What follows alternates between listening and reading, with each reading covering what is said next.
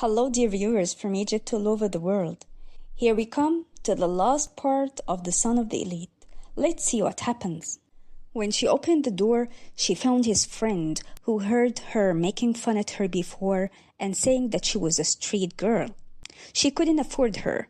The girl was looking at her from top to bottom. She was surprised that she looked that way and that Anas cared for her and brought her clothes.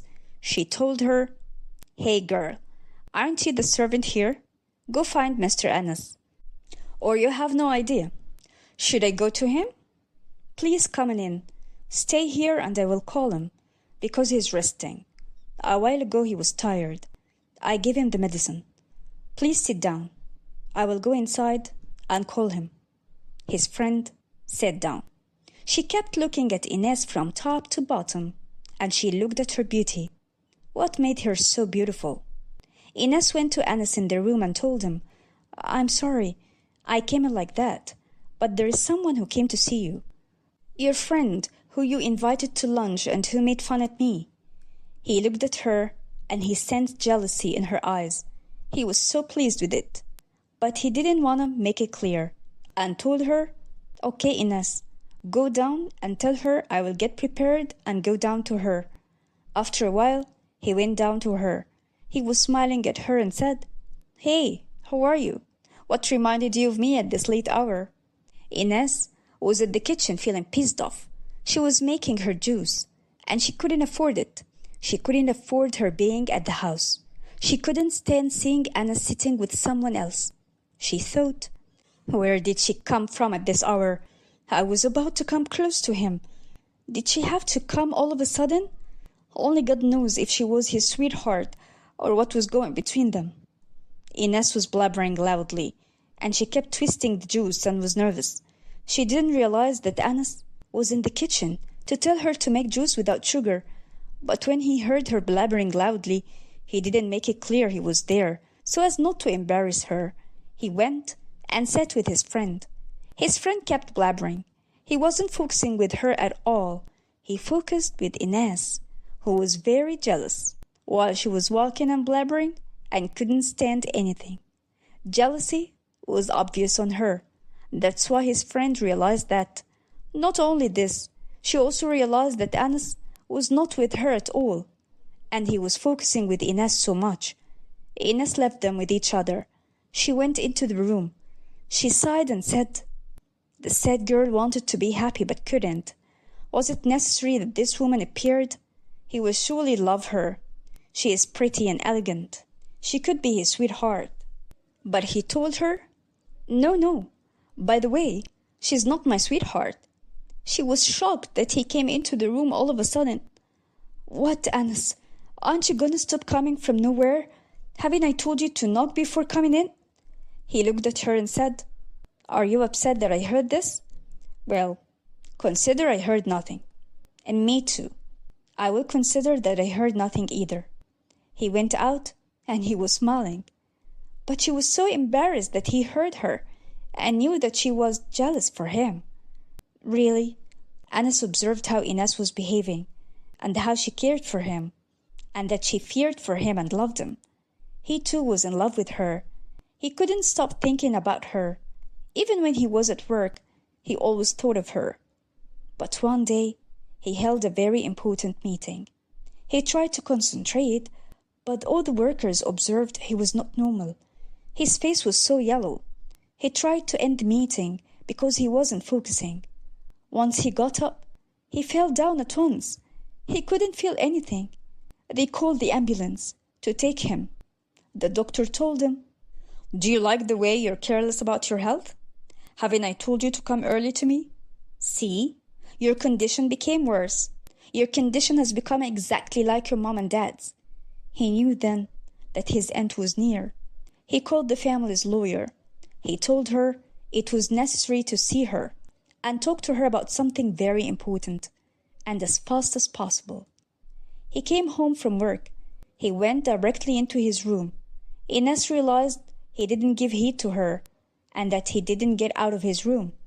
The lawyer met him.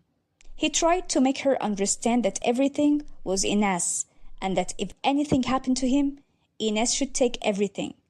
The lawyer was so shocked and said, "Who is Ines to write her everything that's yours? Do everything written in the will. It is serious." The following morning, he went to the company. Ines went to his room to see why he hasn't waken up, but she couldn't find him. He left early to go to the company. He was trying to tell the people there a message, but he couldn't. An employee said, "You are not okay. I hope you go home." The worker drove him home because he was not okay at all. All of them realized his health was deteriorating. Day after day, his face got yellow and always fainted. Ines knew all of that from a worker at the company. Her heart was broken. She was sure that something was wrong. She got angry and said, "Do you like your condition? Do you see how you've become? Do you like what you do to me? I beg you, don't leave me. I love you. Yes, Anas, I swear I love you. I promise you I will be next to you and help you become better. Answer me. Why are you silent?" Suddenly, he closed his eyes slowly. He was trying to overcome and was uttering tashahhud. Ines was standing and seeing that view, that he was dying. Suddenly, his eyes closed. That moment, she felt everything stopped and that everything was ugly, cruel. Anas left for good. Everything good has gone, has come to an end. After the funeral, she sat beside him and didn't want to go and leave him. She kept saying, "I love you. I love you. I can't believe I confessed my love to you for the first time, while you can't hear or feel me. Is it okay you leave me? You promised me you won't let go of me. Now you leave me and go for good. You leave after everything good I felt with you, after you made me feel secure. How come you leave me? After you revived me? You could have left me, Anas, for my life, without getting me attached to you, without being tender with me, without making me feel that someone was good in this life. It's over. All those good days will remain as a memory.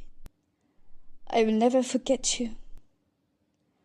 I will never forget for one day that you were the most beautiful thing in my life, the best that passed. It's impossible that another thing good could follow you. Thank God for everything.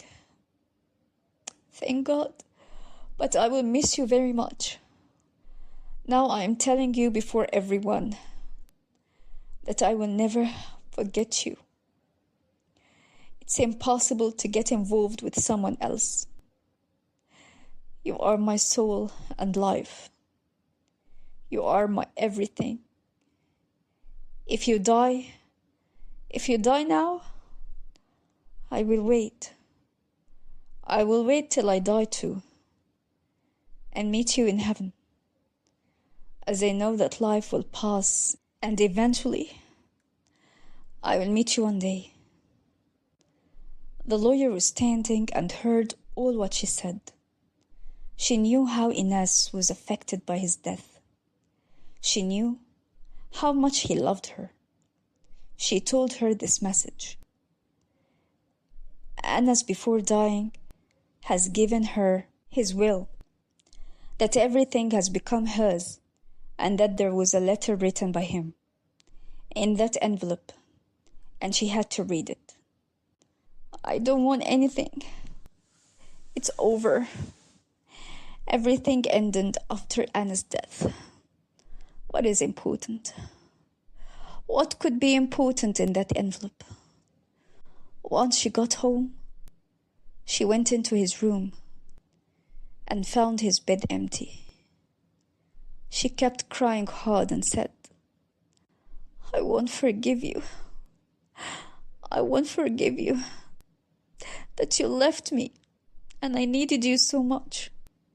Why? Why have I lost you so quickly before I got happy with you?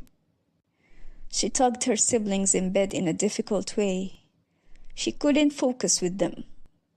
She held the envelope to read the letter that he wrote and hear every word from him, to know what he had in mind and what he wanted to send her. After his death, she held the paper.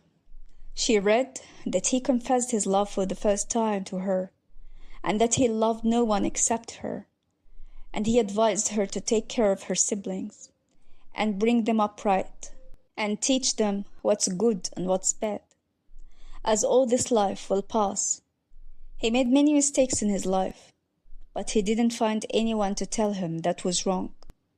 Now, he asks her to pray for him. Any one of you who's hearing me, death doesn't differentiate between young and old.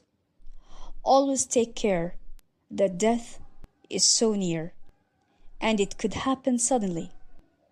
Take care that this day will come eventually. You have to take care. Dear all, here we come to the end of our story, The Son of the Elite. It's a tragic story, but it teaches us a lesson. If you liked it, please press like, subscribe to the channel, and activate the bell so that you can hear from us and from our stories. Thank you for watching. Until I meet you, I wish you the best of everything. Please take care. Think of your life, and think also that the day will come when this life stops. Bye-bye.